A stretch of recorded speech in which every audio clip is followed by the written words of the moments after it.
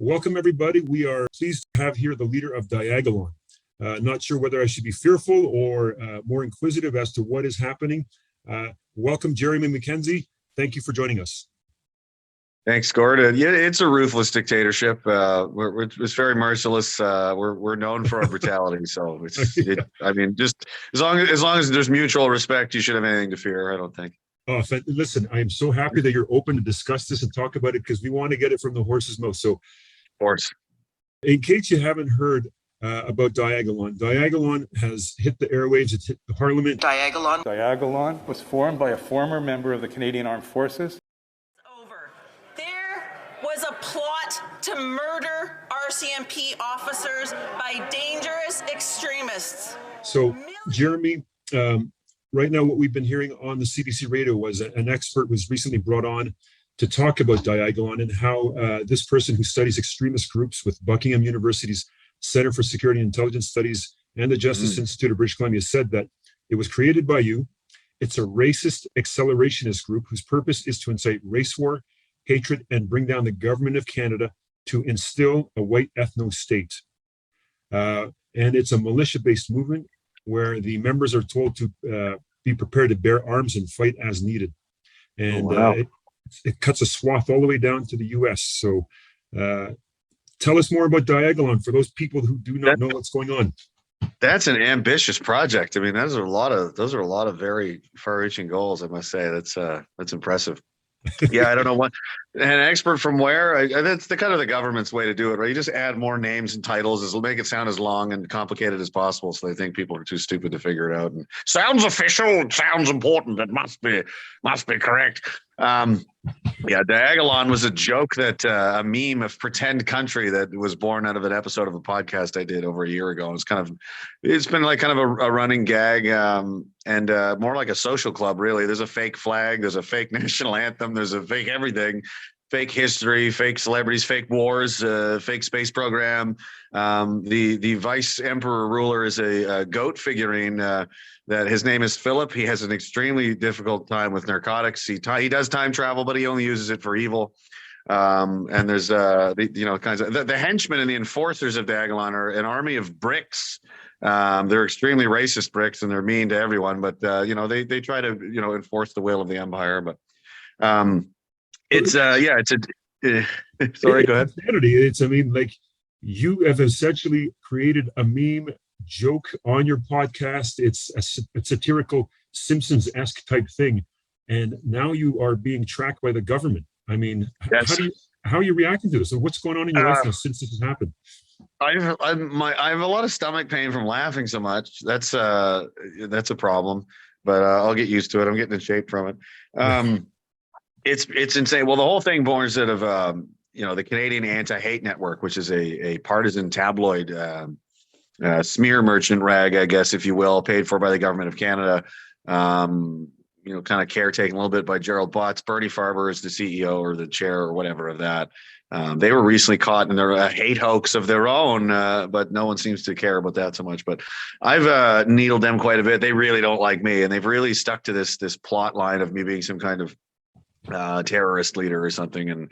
And what's happened is this open source intelligence group is feeding information to other sources like the whatever that was that you mentioned, and then that finds its way into the Senate. And what's particularly disturbing is when you have people in the House of Commons and the Senate reading off of these sheets as though it's a fact, like they know what they're talking about. A so-called accelerationist group which aims to accelerate racial conflict to lead to the eventual creation of a white ethno-state. I mean, I wouldn't have known any better, because I mean, you want to trust these people to know that they're professionals, they know what they're doing, except they're talking about me and my friends. So I know what they're saying is insane and preposterous, and I'm sitting there with my mouth open going, did he just say Diagalon on the House of Commons and the Senate? Like, is this serious? They want to build an ethno state and they want to have, what are you talking about? Like, there's tons of non-white people involved in the community. Like, it's never been like that. They're just, it's complete falsehoods and lies. I mean, so I guess we live in a country where someone can just hand a senator or a member of parliament a piece of paper and they'll just read off of it, like, without doing any investigation of their own whatsoever. That's kind of scary. You know what? It's a terrifying and insane state where, you know, you need an emoji to laugh and cry and be scared at the same time. Because if our governments are taking intelligence that they're not even, you know, scrutinizing. I mean, we had the Emergencies Act put in, and funds being frozen, and apparently the funds that were frozen, this punitive strategy was not based on an RCMP intel report. It was based on a CBC article. I mean, you know, we've got the media watchdog being the lapdog for the government, doing its bidding to create this narrative that we're in Ottawa under siege. There's an insurrection. We have white nationalists there. We only saw one Confederate flag. The guy was covered in a balaclava, you know, and apparently there was a CBC reporter or a Trudeau reporter around there to take pictures. I mean, this narrative is just, it's insanity. It was Justin Trudeau's personal photographer took the photo of the guy with the swastika flag at the Chateau Laurier. As we know, Nazis love to frequent. The neo-Nazi guys are a real big fan of the most expensive hotels in town. And, you know, the whole thing is ridiculous. But yeah, I mean, I'm not even sure. I wouldn't say this was the RCMP or CSIS, really. I think this partisan hack, liberal tabloid, which is what the anti-hate network really is, who've themselves been embroiled in some pretty scandalous and disgusting behavior, and people are going to start looking into them soon, and I can't wait to watch them go down. You know, they're feeding this into the political apparatus, and then they in turn put the police and stuff onto us, you know, making all kinds of complaints and saying all kinds of things, and the RCMP and the police are just going to do their job and investigate as they did. And I was under incredible amount of surveillance, as was a lot of friends of mine. Police were following us around. I hope they were police. There was a property we were staying at as the CBC strangely wanted to point out that I was on a goat farm in the Fifth Estate, as if that was some kind of indictment. I don't know. Maybe animals are now a far right symbolism or something. I don't know.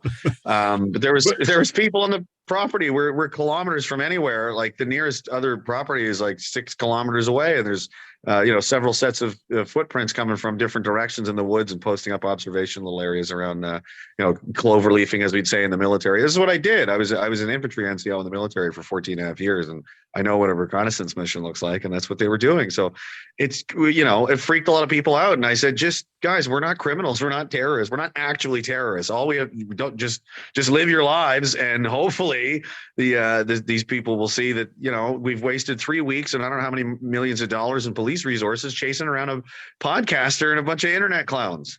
But you must have had some sort of underlying fear, because I mean, everything since the start of COVID that we know has been based on a house of lies. So what is to stop concerning. them what is to stop them from not arresting you as the official leader of Diagalon that they create to be a real thing? Well, that's what concerns me about this country, and to a degree, is that it's now like court of public opinion is the only thing that matters anymore.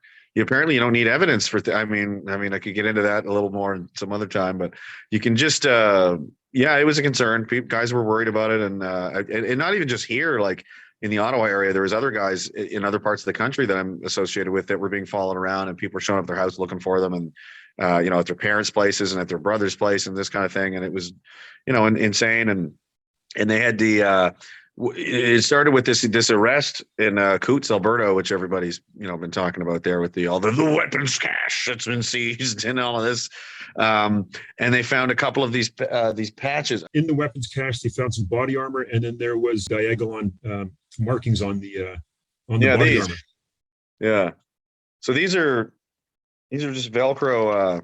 A friend of mine makes these, and you can stick them to your hat or your backpack or whatever, like you would like a symbolism for like a hockey team or something. You know what I mean? It's it's just a kind of a community symbol that, if you see somebody else on a plane or something somewhere, you go, oh, hey, you're also half crazy and listen to the same podcast that I do. You know what I mean? That's what it's for. That's all it was. And the flag itself was just, I drew this with my finger on a phone once at 2 o'clock in the afternoon. It took me 3 seconds to make. It's hysterical to me that it's become, we've basically memed, and that's the scary part. And it's like, how inept and unprofessional and out of control is the government of Canada that senators at the highest levels of government are trying to justify the Emergency Measures Act based on a fake country that doesn't exist. Right. I don't know. So tell us about Diagalon. It is a SWAT that's cut through Canada, US. Is that right? Yeah, so it's like, well, I mean, it's backwards on here, but it should be. Yeah, originally what happened was during the podcast, I was talking about how because I thought then and still do that the mandates, what the government's been doing is crazy. It's an insane amount of overreach and trample civil rights and all this kind of stuff. So Alberta and Saskatchewan at the time are the only ones that weren't doing it. They weren't doing a lot of it. And if you looked at the U.S., which was crazy to me, because you'd have like Quebec has got curfews and all of the the stuff you're seeing in the rest of Canada. I would be like, do you guys not know that Texas is a place, or Florida? Like, they didn't do any of this and they're fine. Like, there's nothing wrong, and they just ignore it like it's not real. So if you go from Alaska through the central Midwestern Canada, Alberta, Saskatchewan, and then the Midwestern U.S., Texas, Florida, it made a diagonal line. And I was like, oh, wouldn't that be funny? Like a secessionist super country of, and we would call it Diagalon. Like, it was a joke. It was, and it just became a running joke that this is our new pretend country where we're going to pretend to live, because, I was like, well, the rest of the world's playing make-believe, so we'll play make-believe too. And we all live here in the pretend country and under the iron rule of Philip, my Govt vice president figurine with a narcotics problem and time travel abilities and stuff like that. So, I mean, I guess this is where the white ethno state, that narrative that they're pulling has come to be the biggest farce. Tell us about your members. Are your members all white people?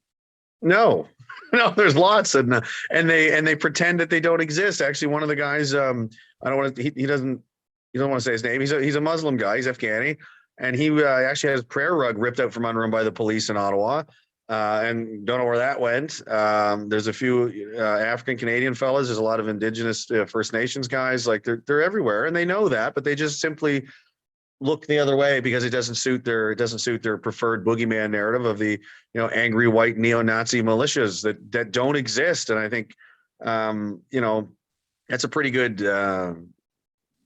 compliment to this country, that if like we're the worst people they can find, that this is a pretty good country. Yeah, well, it's exactly the one thing that we were up here in Ottawa for the full 3 weeks, and every day that we saw headlines, we heard politicians talking. The mainstream narrative, it would always be, where is the proof? Where is the footage of all of this nonsense you're talking about? Where's the footage of your headquarters, your command war room, right? Yeah, I mean, it's all of these stories are so full of holes. Yeah, there's pictures. It's an empty goat house barn where a few of us were sleeping on air mattresses and drinking beers and making memes.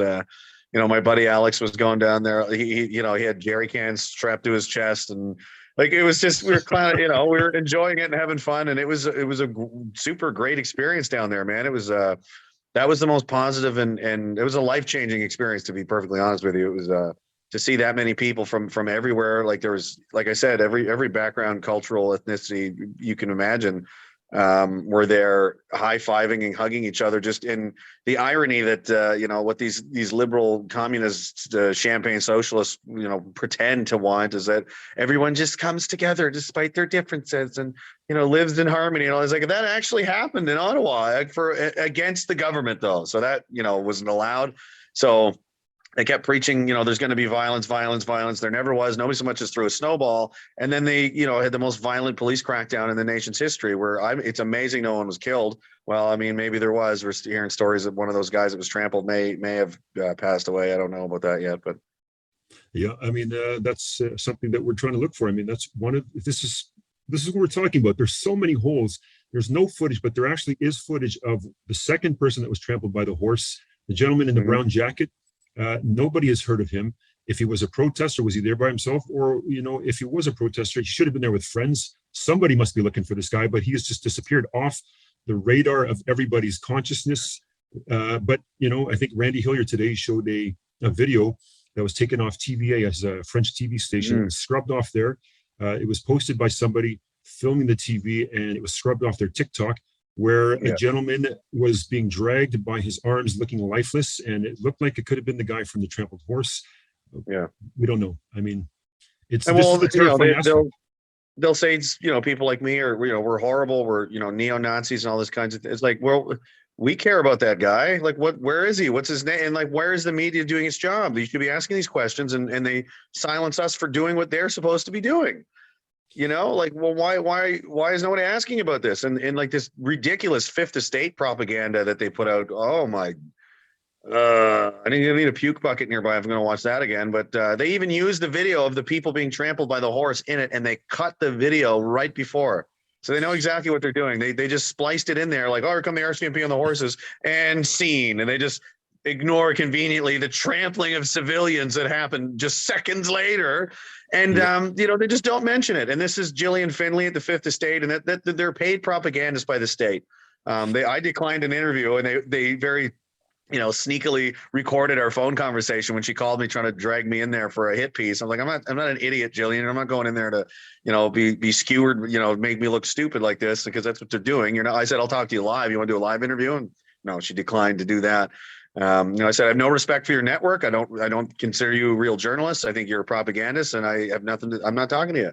And that's what she did. She doesn't mention any of there wasn't a word about the police brutality, all the injuries, the tear gassing, the rubber bullets, the horse trampling, never mind the RCMP photos of their group chat of them celebrating these tactics, laughing about it and all this kind of, and I'm the one who leaked them. So that's fun. I was given those photos by someone inside their machine. So I published them. And I sent them to Rebel News, and I sent them to Key and Bexty, and I sent them everywhere. And it went all over the world, and nobody in the mainstream media covered that either. So if they want to sit there and talk to me like I'm the terrorist, I'm the threat to national security, I'm the one, their lies and their egregious, treatment of the people of this country, talking about them like they don't, cutting their tongues out and refusing, not letting them have their voices be heard. They're the ones that are instilling all kinds of division and fomenting. They're the ones responsible for the rising, boiling temperature in this country, not people like me. Yeah, I mean, it's incredible. And, you said that they failed to mention facts, but not only are they failing to mention facts, we had the Ottawa police gaslighting the public by actually putting out a tweet on the day that they were trampled saying that there was no injuries. People just fell and got back up. And the only potential for injury was that somebody threw a bicycle at one of the horses, but the horse remained uninjured. And again, where's the footage? I mean, this whole 3 weeks, it should have been the viral message for everything the politicians and media said. Where is the footage? Where is the footage? Where is the footage? Right? Yeah. And it's like the Stasi. It's like East, Germany or something that, she threw a bicycle at the horse. The woman that was trampled was an elderly Mohawk indigenous woman who was disabled. She had like a mobility scooter that you can clearly see. Like there's video from at least 3 angles I've seen, let alone in a photo from an Associated Press drone, clear as day. Yeah. So we now live in a country where the federal police, the media, and they'll collude together and just bold-faced lie. What if someone had been killed? They're to point. I saw a guy. I mean, this is how out of control the RCMP is. I saw a guy get dragged behind their lines. And again, I was in the military for a long time. If I had done this in Afghanistan, I would probably just be getting out of prison now for war crimes. He took this guy and he hit him with the rifle over and over again, muzzle end first, not even the butt of the rifle. He hit him with the muzzle end with a magazine in the rifle, probably with a round in the chamber. He easily could have killed this guy, and not a word. Like what is that's crazy to me. To see something like that is absolutely insane. And for them to just cover it up and then be like confused as to why no one trusts the police. I saw a meme somebody sent me earlier that, it's like if the police just did their job, people would trust them. And there's no such, I'm sorry if I can swear on here, but he said there's no such song as "fuck the fire department." Well, and listen, I mean, that extends to the media, extends to the government. I mean, I'm still blown away by the amount of gaslighting on the public. I mean, the Canadians who have bought this fear narrative, I mean, I have a profound respect for fear now and what it can do to cripple somebody's thinking. I mean, we have the majority of the country still crippled in fear, believing this narrative when measures are being lifted everywhere because the Freedom Convoy essentially lit a fire around the world. I mean, beyond the secured zone, we've got convoys down in the US and Europe. We've got mandates lifted all over the country. But they continue with this gaslighting with zero shame, despite the fact that there is so much evidence to show that it's such a big misinformation campaign. And for these people who are continuing to be lost in them, I mean, there's no hope really. I mean, they control the media, they control the politicians, they control the police. So in that sense, you being attacked in this way, you being surveilled, essentially it's libel by the government in Parliament talking about you the way they were, slander by the CBC, Are you going to be taking any action? We're looking into it. Yeah. I've made some calls. I'm talking to some lawyers. Yeah. I don't know what can be. I mean, there's certain individuals I know that I'm going to be going after specifically because of, like I said, this comes back from the Canadian Anti-Hate Network. This is where it comes from, and shame on the government and these people for like not doing their due diligence. It's one thing to be just incorrect and you maybe just get it wrong, like you honestly tried and you just that's not what this is. We know they're lying, and it reminds me of the Alexander Solzhenitsyn quote, and that's the scary thing because all of the hallmarks and parallels of that time period are reappearing now. He said that they're lying, we know that they're lying, they know that we know that they're lying, and we know that they know that we know that they're lying, and yet they still lie. Like everyone knows this is a lie, and yet we're still doing this for some reason.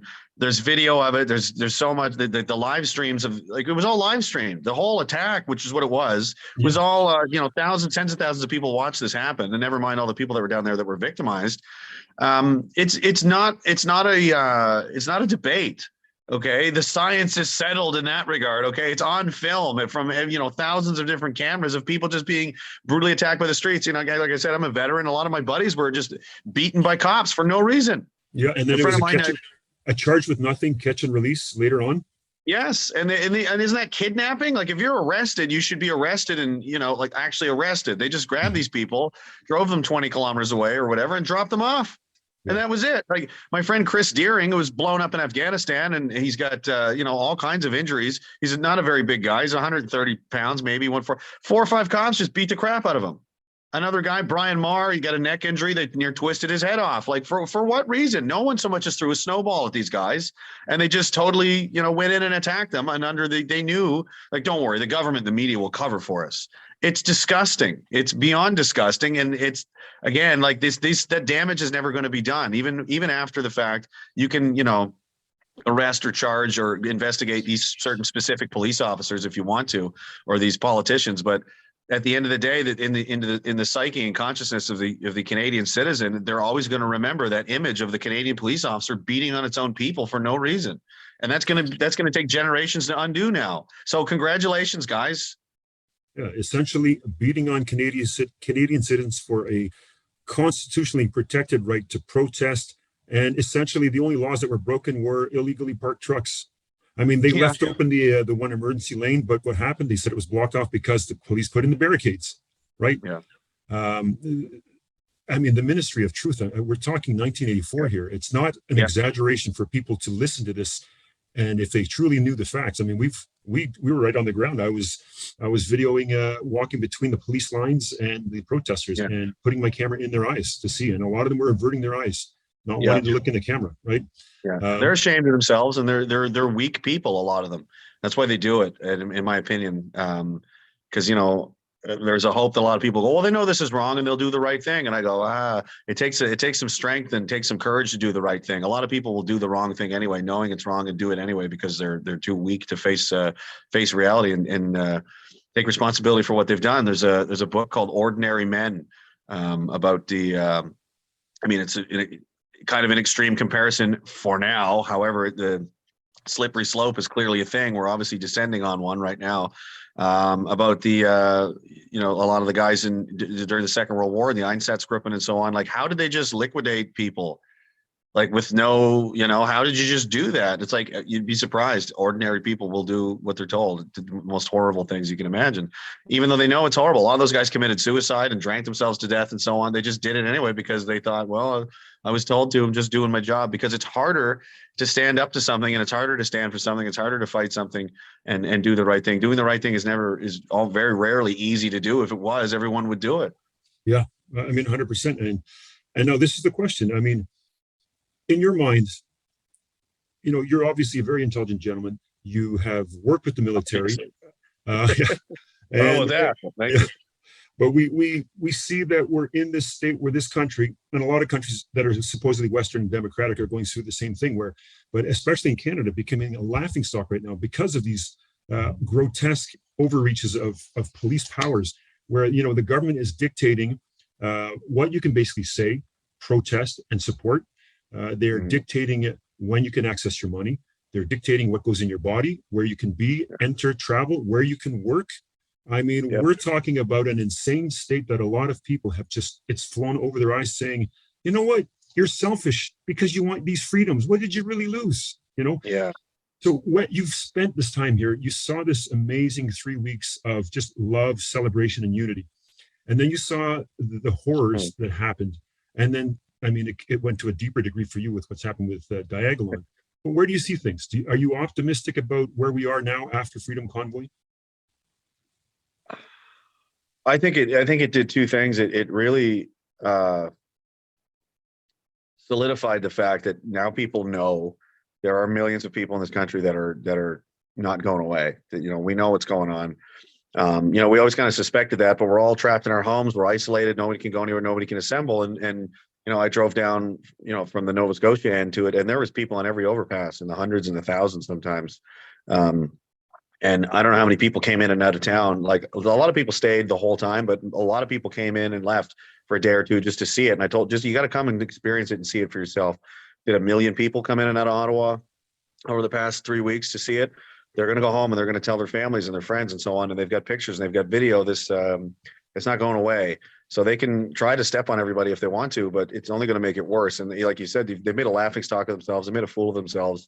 The whole world can see what's happening here. And they've tried to enact the Emergency Measures Act, the War Measures Act, essentially.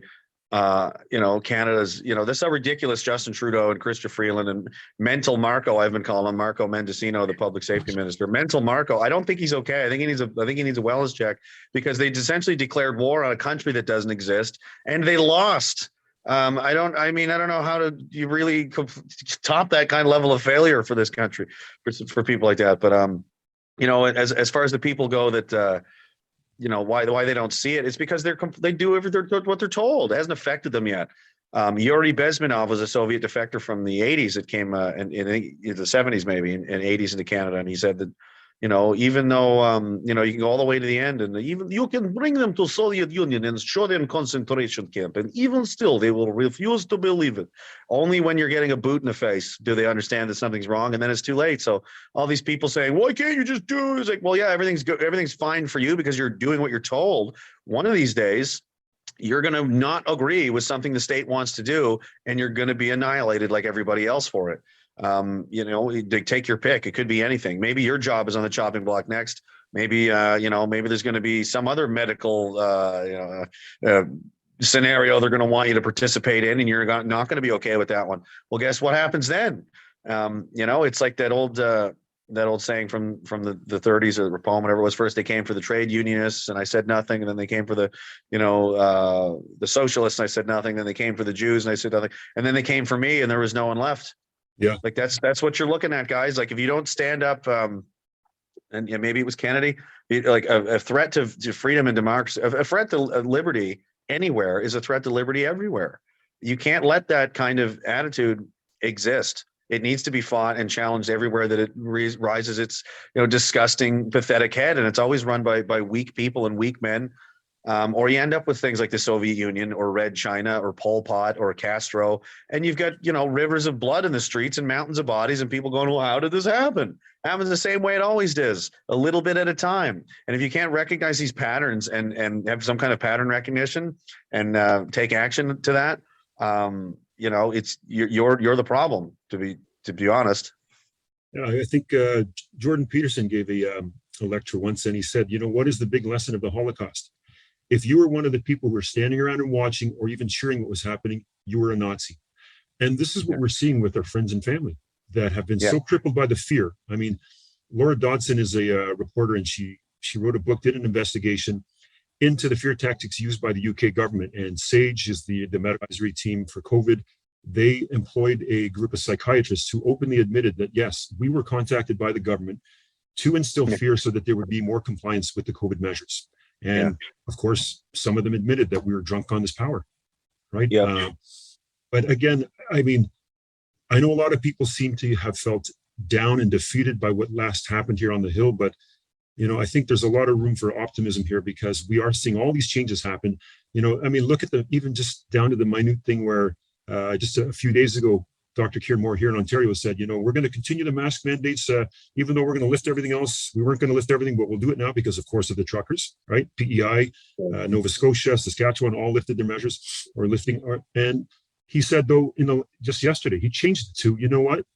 We're not going to lift the mask mandates for the children, though. They will remain, but that's even being lifted now at the same time as for the general public. So, I mean, this is a huge win that people cannot underestimate in terms of the reach, the impact that it's had, whether geographically around the world or in terms of policy. It's an amazing thing that's happened here.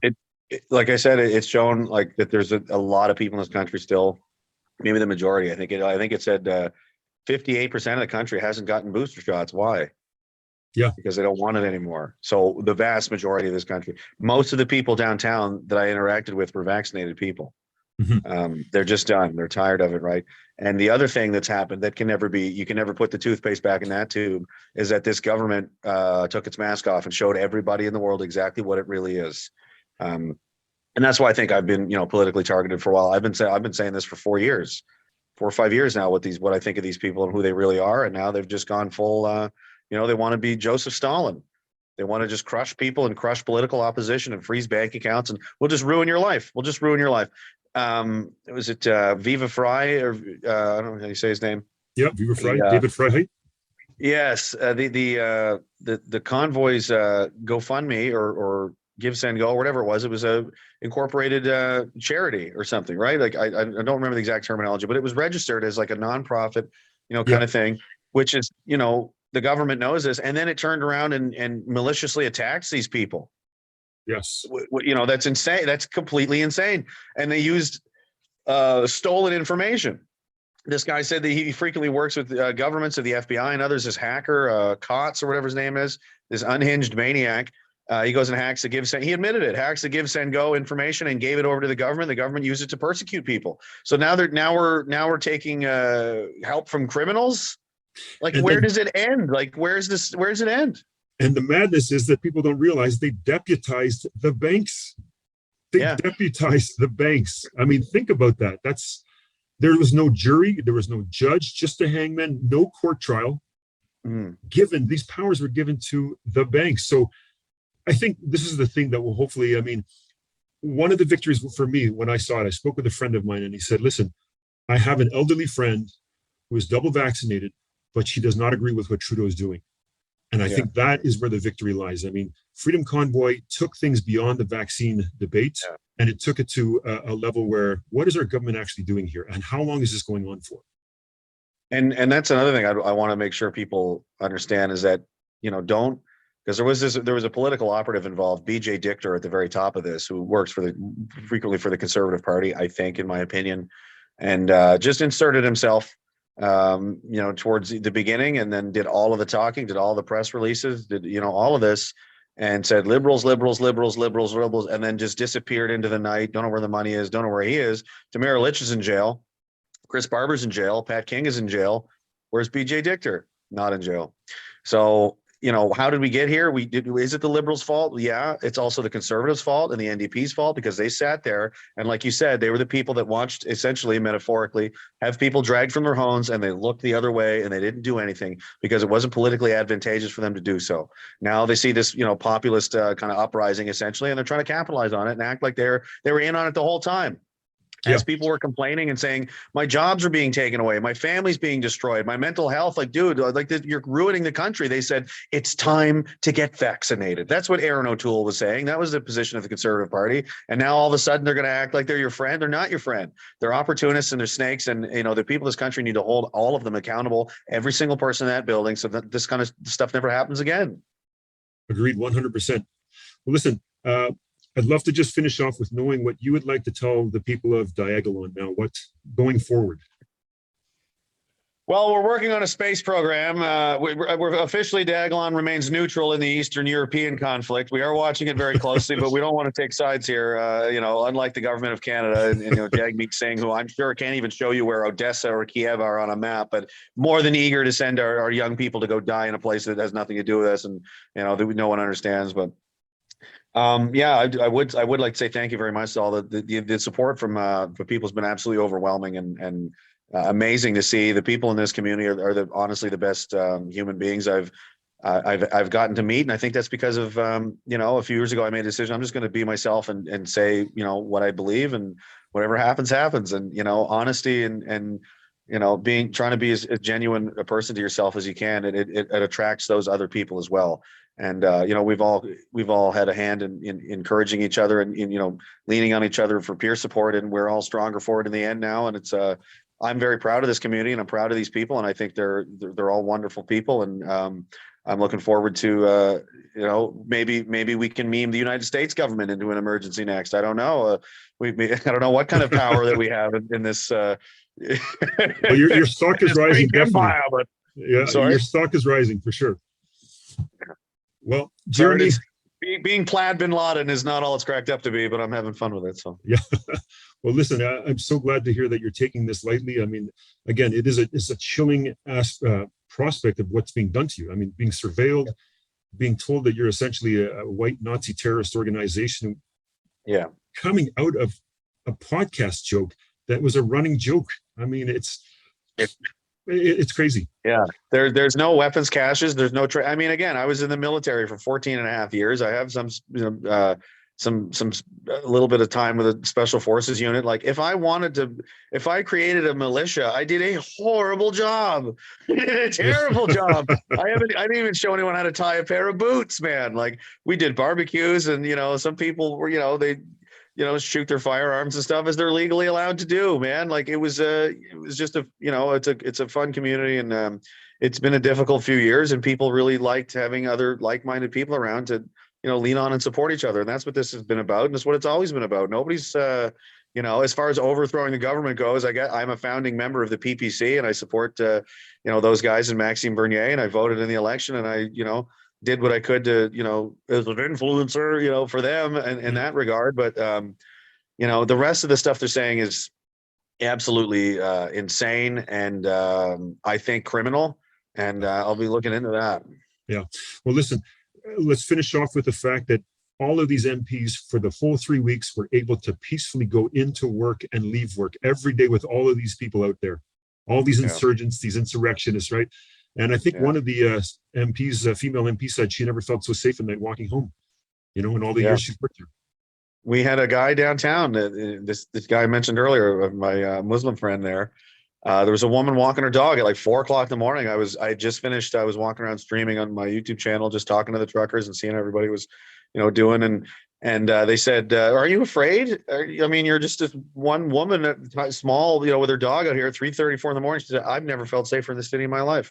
And then he walked her home to her building and came back, and we carried on with their day. Again, nobody so much as threw a snowball. And now there's a police state, and people that live there can't even go get a cup of coffee without having their phone smacked out of their hands and shoved around and roughed up in the street by the Gestapo. So, you tell me who the bad guy is. That's right. That's the irony. It's more lockdown than it was when the truckers were here, right? Yeah. Well, listen, we appreciate your time, and we appreciate the message that you're sending out for having Canadians get back their freedoms and their rights, and to have the media, the government accountable for what they're doing. I mean, this is Canada, the home of the true North Strong and Free, the glorious and free. I mean, we are meant to bring back a truth here. And so people like you that are using comedy, that are using your podcast, that are using your YouTube channels to expose what is happening is, it's the way forward, citizen journalism. I mean, because we're being failed on every institutional level. Right. Yeah, it's just like in the military, right? If the guy above you can't do his job, it's your turn.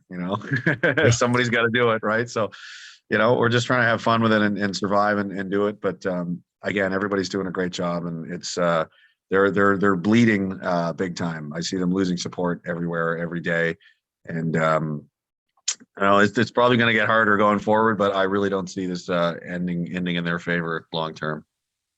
Listen, the leader of Diagalon, you just heard it from here, folks. Thank you so much again, Jeremy, and we wish you all the best. Thanks, Gord. I appreciate it. Thanks for having me, man.